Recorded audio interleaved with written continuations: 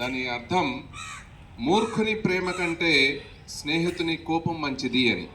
అంటే మూర్ఖునికి దగ్గరగా ఉండడం మనకే ప్రమాదం, వాడి కోపం వచ్చిందంటే ఏం చేస్తాడో తెలియదు. కాబట్టి అప్పుడప్పుడు స్నేహితుడు మన మీద కోప్పడినా అది మన మంచి కోసమే కోప్పడతాడని దాని అర్థం. సరే, మరి ఈరోజు మన పాఠశాల ప్రతి విద్యార్థి ఆనందించదగ్గ విషయం, గర్వించదగ్గ విషయం ఒకటి జరిగింది. ఏంటో తెలుసా? ఎవరు తెలియదు కదా?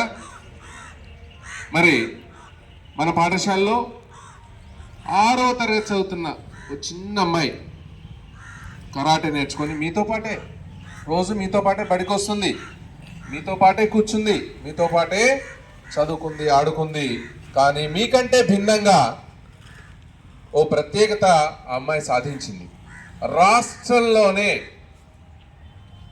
ఒక పాఠశాలలో కాదు, ఒక మండలంలో కాదు, జిల్లాలో కాదు, ఏకంగా మన రాష్ట్ర స్థాయిలోనే కరాటేలో మొట్టమొదటి స్థానం మన పాఠశాల విద్యార్థిని Subbamma, P Subbamma gold medal సాధించింది. ఆ అమ్మాయి గట్టిగా చప్పట్లు కొడదాం. చిన్నారి చూడండి, ఇది సామాన్య విషయమే కాదు, చాలా అసామాన్య విషయం.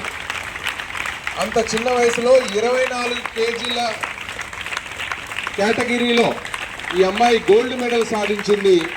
మరి గట్టిగా చప్పట్లు కొట్టి రేపు నేషనల్కి వెళ్ళబోతోంది. రాబోయే రోజుల్లో మన రాష్ట్రం దాటి ఇండోర్కి వెళ్ళి అక్కడ నేషనల్ స్థాయిలో ఆ అమ్మాయి కరాటే ప్రదర్శన ఇవ్వబోతుంది.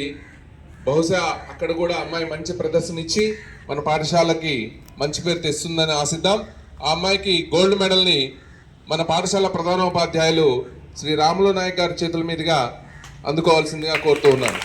అలానే వారి మాతృమూర్తి వచ్చారమ్మా. అమ్మా ఒక్కసారి వేదికపైకి రండమ్మా. అలాగే ఉపాధ్యాయులు కూడా వేదికపైకి రావాల్సిందిగా కోరుతున్నాం సార్. మా చాలా గర్వంగా ఉందమ్మా. సార్ రండి. సోహెల్ అలాగే నెక్స్ట్. అలాగే ఇంకొక ఘనత మన పాఠశాలకి చిన్నారి 7వ తరగతి విద్యార్థి షేక్ సోహెల్ బాషా. ఈ అబ్బాయి రాష్ట్ర స్థాయిలో తృతీయ బహుమతి సాధించడం జరిగింది. ఆ అబ్బాయి కూడా మెడల్ వచ్చింది. గట్టిగా చప్పట్లతోటి వేదికపైకి ఆహ్వానిద్దాం.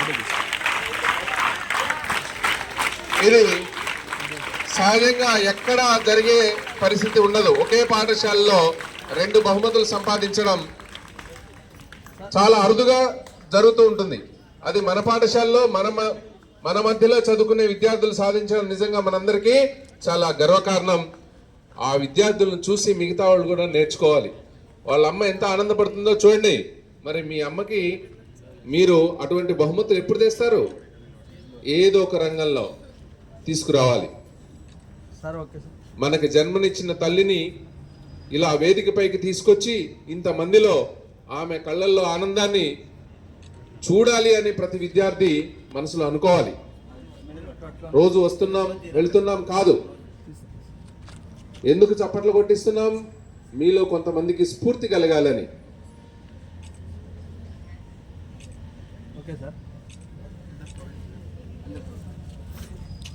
మరి ఆ విద్యార్థులకి ఫీజు కట్టి శిక్షణ ఇప్పించిన వెంకటేశ్వర రెడ్డి సార్కి మరొకసారి గట్టిగా చప్పట్లతోటి అభినందనలు తెలియజేద్దాం. ఎందుకు పదే చెప్తున్నానంటే, మనం ఎవరికైనా